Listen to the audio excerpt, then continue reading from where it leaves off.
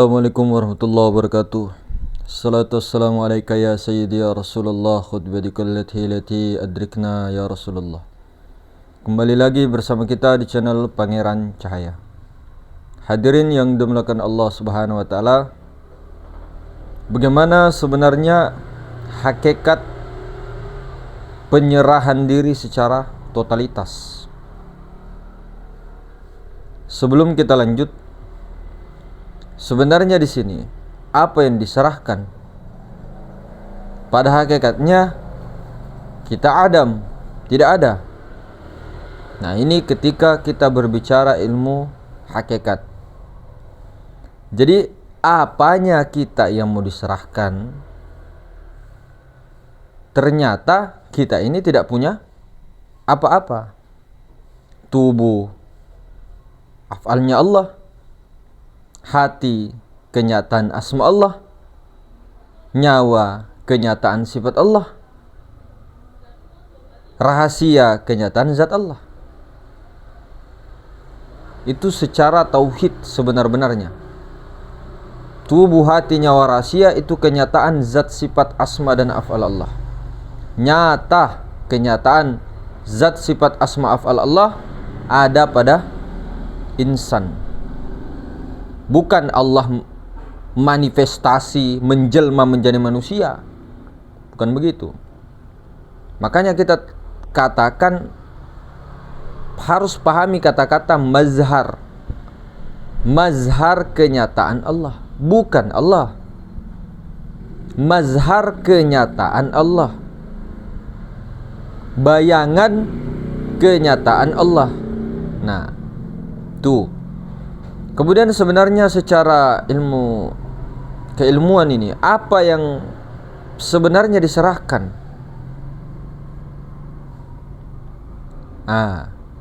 Kita kembali kepada siapa yang siap dahulunya untuk menerima tawaran yang gunung, langit, bumi dan seluruhnya tidak sanggup menerima tawaran itu. Siapa itu? An-nafs. Itu jiwa.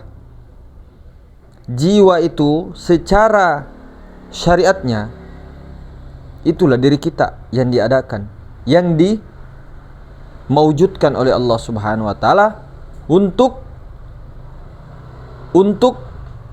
tugas mengembalikan amanahnya Allah Subhanahu wa taala. Jadi bagaimana jiwa ini bertugas untuk mengembalikan amanahnya Allah Subhanahu wa taala, yaitu hembusan ilahiyah, hakikatul Muhammadiyah. Itu secara syariat si jiwa yang mengembalikan hakikatul Muhammadiyah. Namun secara hakikat justru hakikatul Muhammadiyah itu yang membawa jiwa itu kepada Allah Subhanahu wa taala. Tuh kalau dilihat dari dua sisi. Jadi apa yang diserahkan? Nafs. Penyerahan diri secara totalitas. Makanya ada praktek di kalangan awam, praktek-praktek di kalangan awam di jalur tauhid itu seperti la qadirun wala muridun wala alimun wala hayyun wala sami'un wala basirun wala mutakallimun illallah. Itu diulang-ulang terus. Itu praktek tauhid di kalangan orang awam, orang-orang pada umumnya. Dan ini tidak apa-apa sebenarnya kalau dilatih terus, insyaallah ta'ala Allah Subhanahu wa ta'ala akan memberikan taufik dan hidayah. Namun ini baik itu di dalam mulut lidah ataupun di dalam hati yang di sini, itu belum sesempurna mungkin untuk menyerahkan nafs secara totalitas. Lalu bagaimana cara tercepat daripada menyerahkan nafs itu, Kang Mas? Pahami dulu nafs itu pada diri yang mana. kedudukannya pada diri ada pada pikiran dengan perasaan. Nah, bagaimana pikiran dengan perasaan ini? Pikiran dengan perasaan ini dia dikembalikan kepada ruhullah. Ruhullah nanti yang akan menjemputnya, kemudian akan membawa dia kepada Allah Subhanahu wa taala. Itulah wasilah. Jadi penyerahannya itu tidak bisa nafs itu diserahkan langsung kepada Allah, apalagi hanya mengatakan la haula wala quwata, tidak ada daya dan upaya melainkan daripada Allah. Itu mulut. Hati juga la haula wala quwata illa billah. Modal begitu. Ya lumayanlah. Ada tata caranya, ada prakteknya. Bagaimana pikiran dengan perasaan dikorbankan. Diri ini dikorbankan. Seseorang itu yang paling berat untuk mengorbankan itu harta dan dirinya. Bi amwalikum wa anfusikum wa tujahiduna fi sabilillah. Harta dengan dirinya untuk berjihad di jalan Allah.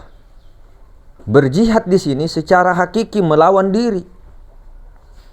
Nah, secara mayoritas 90%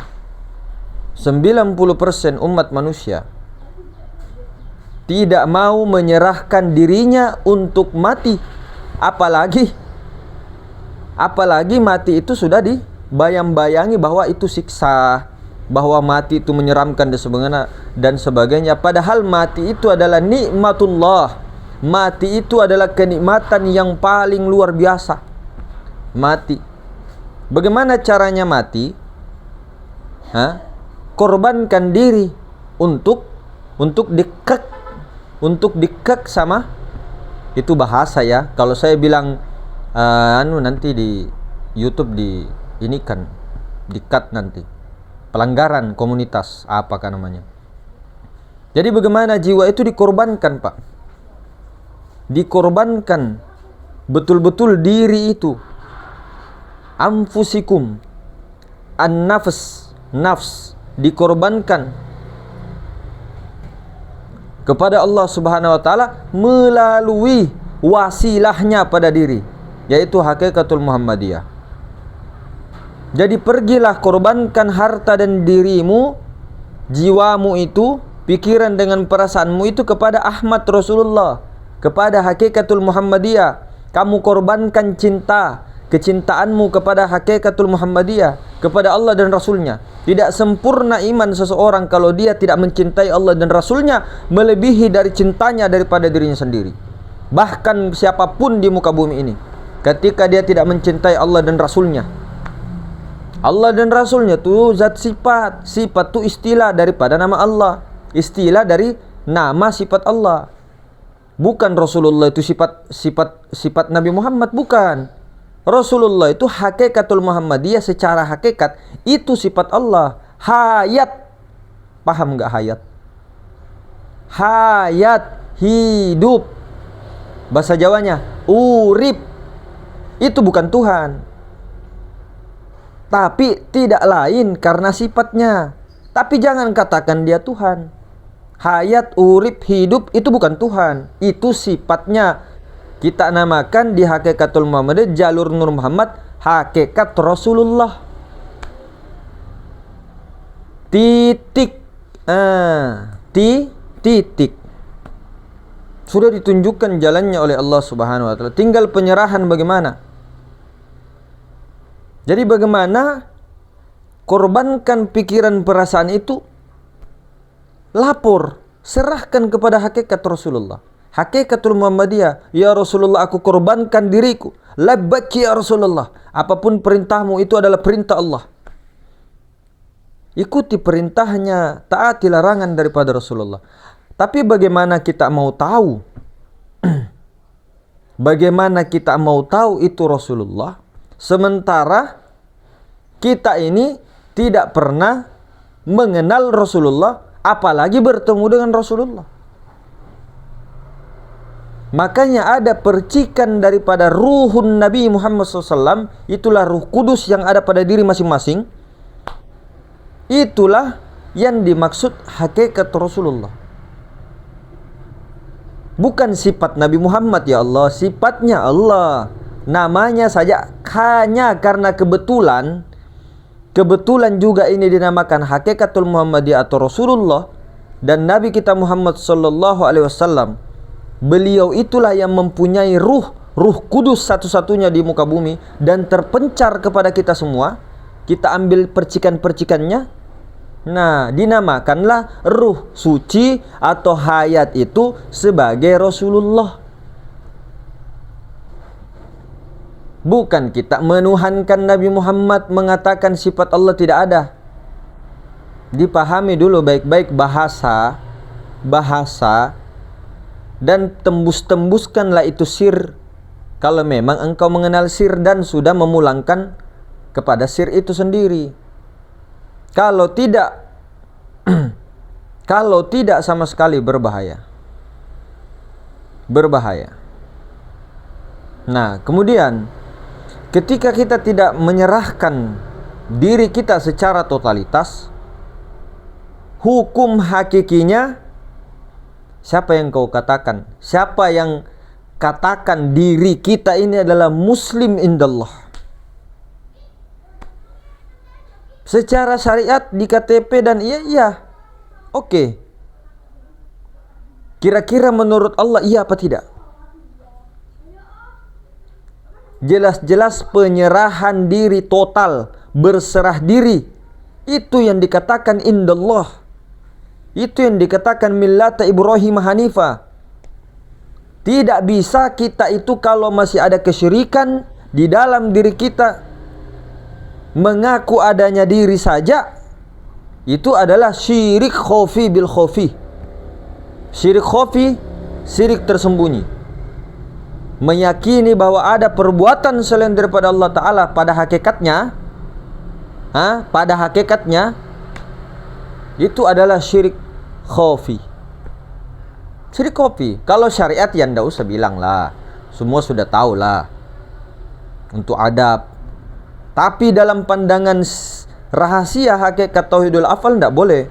Tidak boleh satu perbuatan pun selain daripada perbuatannya. Tidak bisa. Meskipun ilmu syariat mengatakan syarak seperti ini, itu ikuti, tetap ikuti. Tapi dalam pandangan rahasia tidak boleh. Jangan, tetap tauhidul afal. Pokoknya gerak dan diam alam semesta.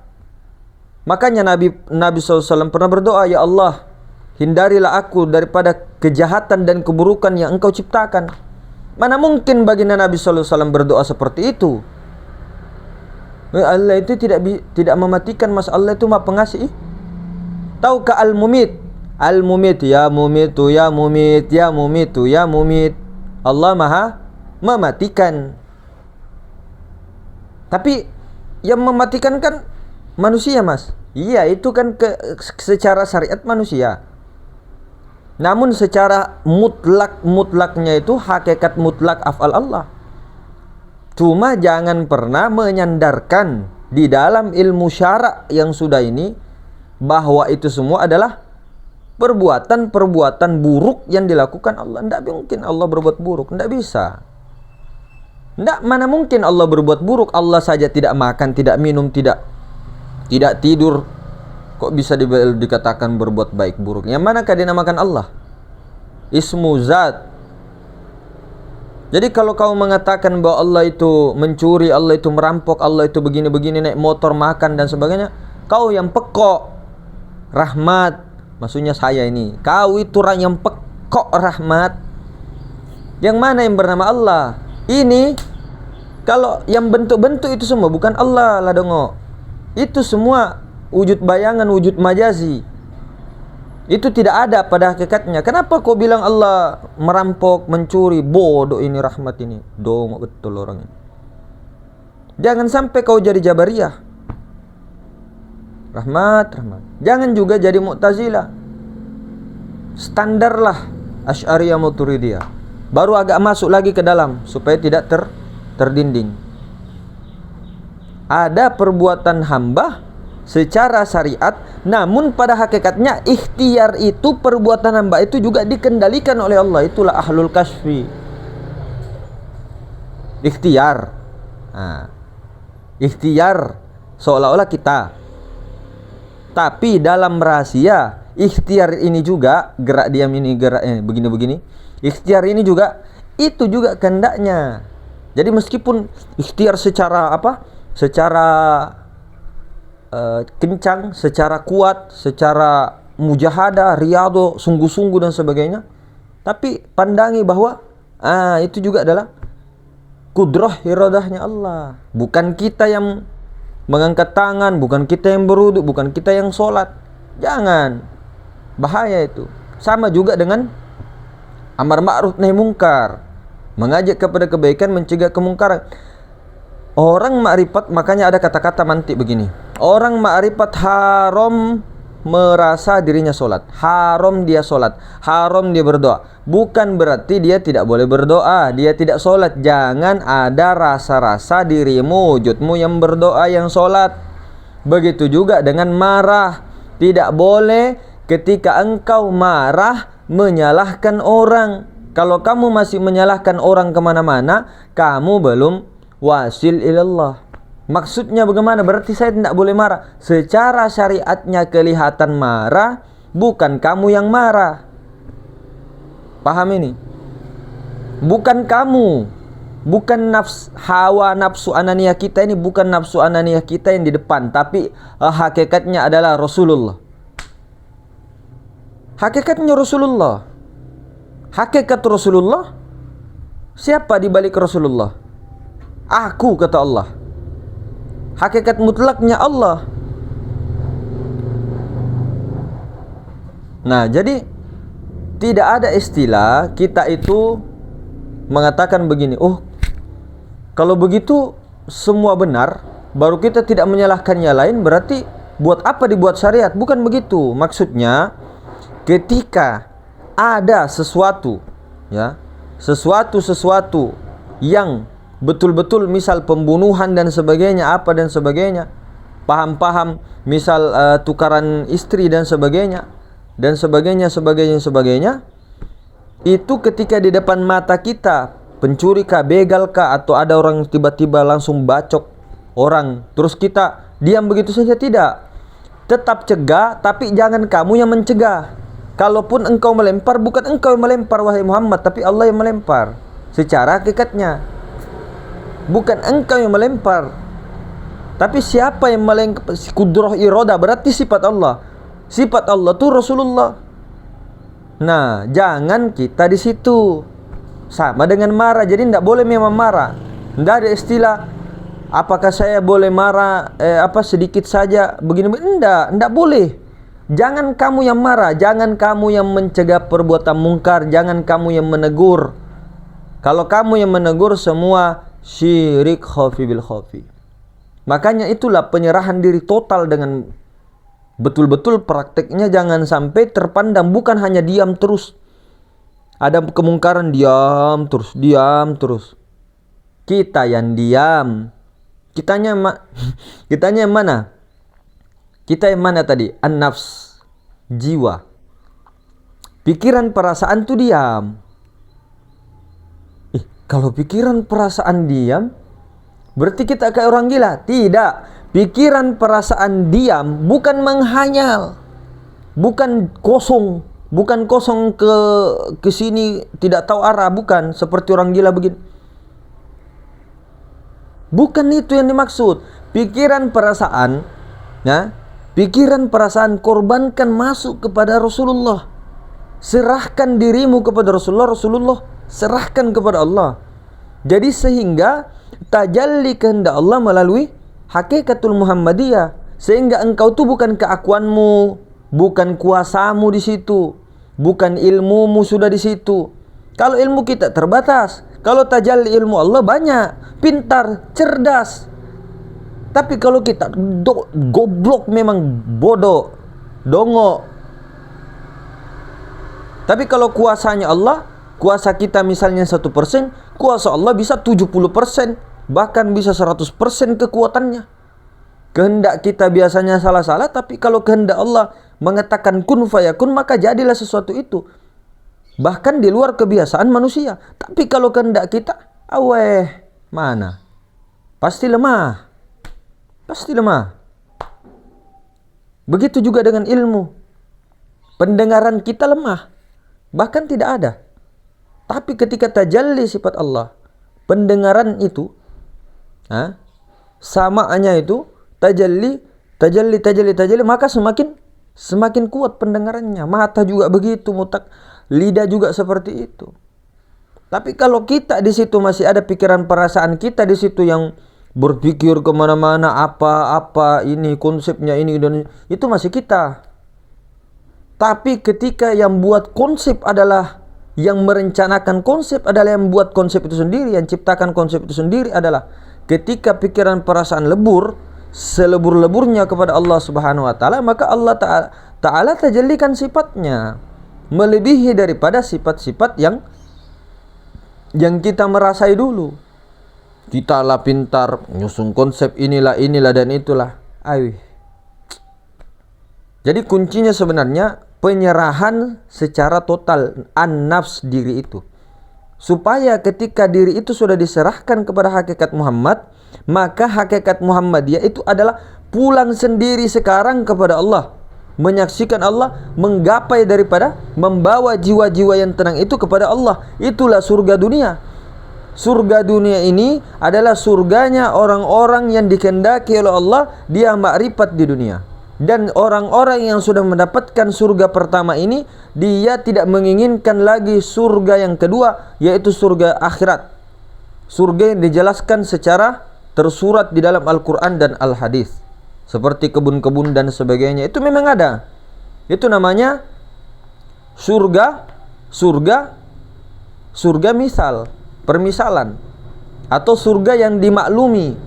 Surga maklum namanya, jannatun maklum. Jadi orang-orang yang sudah betul-betul menyaksikan Allah, itulah surga dunia. Surga dunia adalah ma'rifatullah. Buat apa lagi dia menginginkan surga yang kedua tadi? Sementara surga yang kedua tadi, puncak-puncaknya kenikmatannya adalah ru'yatullah, melihat Allah, menyaksikan Allah. Sementara orang yang sudah surga di pertama tadi di dunia ini tidak menginginkan lagi apa-apa karena dia sudah menyaksikan Allah. Dia sudah kelihatannya dia, tapi hakikatnya Allah Ta'ala sendiri yang memperkenalkan dirinya. Begitu. Jadi itu tadi, itu secara syariat. Kembalikan dulu an-nafs, jiwa, pikiran, perasaan. Serahkanlah itu. Kalau belum punya sapi berkurban, kurbanlah diri. Serahkan itu, kurbanlah dirimu. Kurbankanlah diri. Jangan sapi terus. Ya bagus, sapi juga itu bagus, justru bagus. Hadiahnya, apa hadiahnya? Bisa membagi-bagi tetangga dagingnya dan sebagainya, keberkahannya banyak juga. Tapi itu juga, jangan juga kita itu menafikan simbol. Itu simbol. Simbol penyerahan diri seperti Nabi Ismail dulu. Pengorbanan diri, keakuan, an-nafs. Tapi jangan tertahan di simbol, jangan juga nafikan simbol. Sama seperti lempar jumroh, tawaf, wukuf Arafah, itu semua kan simbol. Tapi jangan nafikan simbol, labaga. Jangan, tidak usah pergi ke sana. Ini begini, labaga. Kalau begitu caranya, hancurkan saja masjid. Tidak usah pergi ke masjid karena di sini ada Baitullah. La ilaha illallah. Tauhid kebablasan. La dongo. Kau memang itu rahmat, dongo. Kisah masa lalumu itu rahmat. Bodoh memang ini anak ini. Tidak lama kau itu ku tampilin mukamu di situ rahmat. Ya, jadi begitu ya. Dua-duanya diambillah, tidak ada ruginya. Tidak ada ruginya. Sekalinya nanti salah-salah baru terus rugi. Baru kau tahu rasa Rabbana absurna wa sami'na farji'na na'mal solihan inna mukinun ya Allah. Rabbana ya Allah, ya Tuhanku, kami telah melihat, kami telah mendengar, kembalikan saya. Ku tapek mi. Rahmat. Ya begitu ya. Ya prakteknya yang paling simpel begitu saja. Kembalikan alif itu hancurkan, fanakan menjadi titik asal. Mungkin begitu hadirin semuanya. Assalamualaikum warahmatullahi wabarakatuh.